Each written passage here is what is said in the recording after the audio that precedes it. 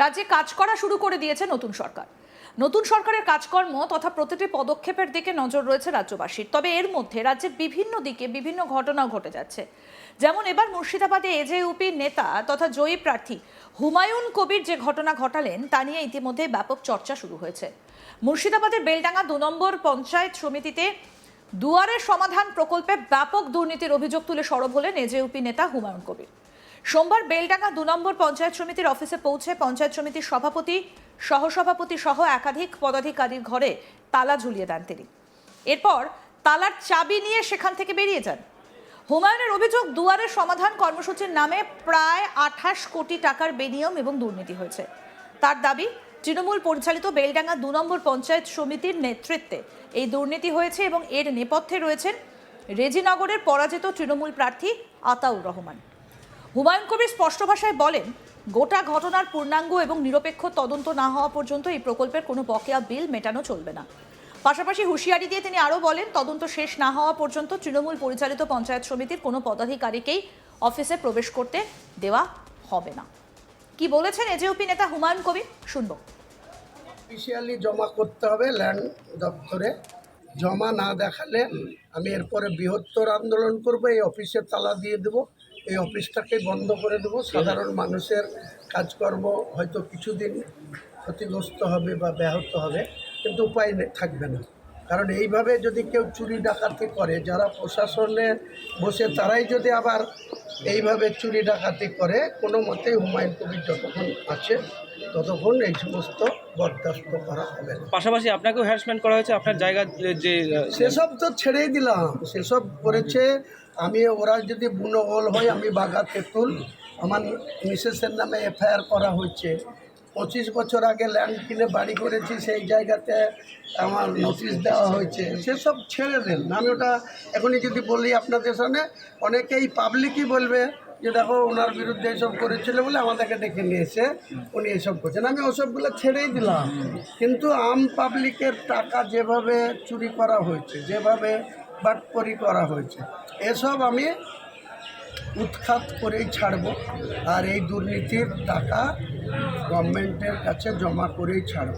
আর এই ল্যান্ড দপ্তরে বললাম তো, শুধুমাত্র কামনগর অঞ্চলে কত টাকা তুলেছে সব আমাদের কাছে তথ্য আছে। আমি লিখিতভাবে এখানকার বেলারোকে অভিযোগ করছি এবং সেই অভিযোগ ডিস্ট্রিক্ট ম্যাজিস্ট্রেটকেও করব, এডিএম এলআরকেও করব।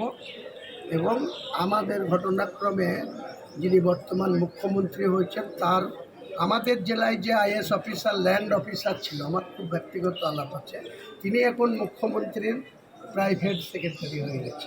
কাজে তিনার কাছে পৌঁছাতেও আমাদের বেশি কিছু সময় লাগবে না। কাজেই আমরা নিশ্চিতভাবেই একদম ব্লক থেকে রাজ্য পর্যন্ত স্বচ্ছতা রাখার অঙ্গীকার শুভেন্দু অধিকারীও করেছে, আর হুমায়ুন কবিরও স্বচ্ছতা প্রতিষ্ঠা করে চলে। এটাই হচ্ছে মেন বিষয়। পাশাপাশি বেলডাঙ্গা ২ নম্বর ব্লকের বিডিওর কাছেও ডেপুটেশন জমা দেন হুমায়ুন কবির। তার এই কর্মসূচিকে কেন্দ্র করে বেলডাঙ্গা ২ নম্বর পঞ্চায়েত সমিতি এবং বিডিও অফিস চত্বরে ব্যাপক উত্তেজনা সৃষ্টি হয়। পরিস্থিতি সামাল দিতে ঘটনাস্থলে পৌঁছয় পুলিশ বাহিনী। হুমায়ুন কবির আর কি বললেন, আসুন সেগুলোও শুনি। পোস্টিং ছিলেন মেঘলিগঞ্জে। মেঘলিগঞ্জ মানে আমাদের রাজ্যের ২৯৪টা সিটের মধ্যে ১ নম্বর সিট, যেটা প্রাক্তন এমএলএ ছিলেন পরেশ অধিকারী। তো সেই মেঘলিগঞ্জ থেকে উনি এখানে এসছেন ইলেকশন আওয়ারে, অর্থাৎ ইলেকশনের কাজ যখন পুরোদমে চলছিল সেই সময় এসছেন।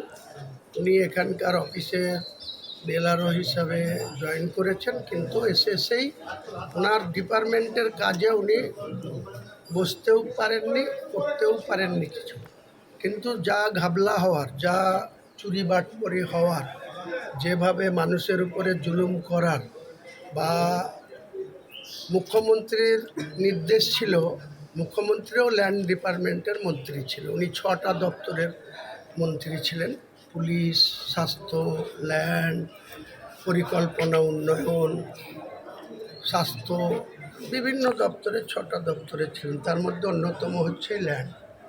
এই ল্যান্ড দপ্তরে শক্তিপুরে, এটা বেলডাঙ্গা 2 ব্লকের জুরিডিকশনের মধ্যে পড়ে, এত দুর্নীতি হয়েছে। এমনকি গরিব মানুষদের, যেটা মুখ্যমন্ত্রী বলেছিল যাদের ল্যান্ড নাই, যাদের জমি নাই, যাদের জায়গা নেই, তাদেরকে 1 নম্বর খতিয়ান থেকে পাট্টা দেওয়া।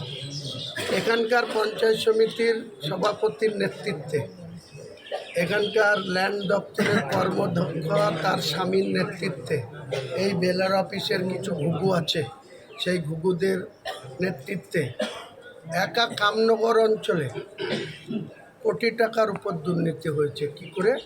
যাদের গরিব মানুষের নামে পাট্টা দিতে গিয়ে মিনিমাম 2 লাখ থেকে 5 লাখ টাকা পর্যন্ত টাকা নেওয়া হয়েছে, তারপরে রেকমেন্ড হয়েছে। এটা একটা বড় দুর্নীতি। 2 হচ্ছে এখানকার শক্তিপুরের ওসি অতনু দাস, তার কাজ হচ্ছে আইন শৃঙ্খলা দেখার, শান্তি প্রতিষ্ঠা রাখার।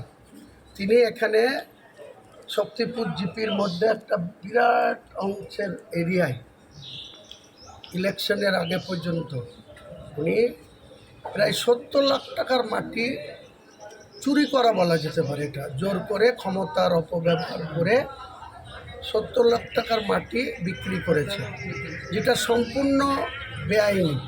কারণ কারো যদি কোনো জায়গায় কেউ কন্ট্রাক্টর ল্যান্ড মাটি নেয় বা ইট ভাটাগুলা প্রতি বছর একটা রয়্যালিটি জমা করতে হয়, মিনিমাম হোক আর ম্যাক্সিমাম হোক, একটা টাকা রয়্যালিটি জমা করে গভর্নমেন্টের রেভিনিউ জমা হয়, তারপরে মাটি কেটে ইট বানানো হয়। আর এখানে কোনো কিছু রয়্যালিটি না দিয়ে শক্তিপুর থানার ওসি তার ক্ষমতার অপব্যবহার করে 70 লক্ষ টাকা পকেটে পুরেছে। আমি এই দুটো ঘটনার লিখিত অভিযোগ করছি। 1 পাট্টা বিলি, সেখানে অস্বচ্ছতা, দুর্নীতি। 2 হচ্ছে শক্তিপুর বিএলআর অফিস থেকে কেন এত টাকার মাটি কাটা হয়েছে, তার গভর্নমেন্টের যে রেভিনিউ, কত টাকা রয়্যালিটি জমা হয়েছে, এরা বলছে নীল কোনোটা।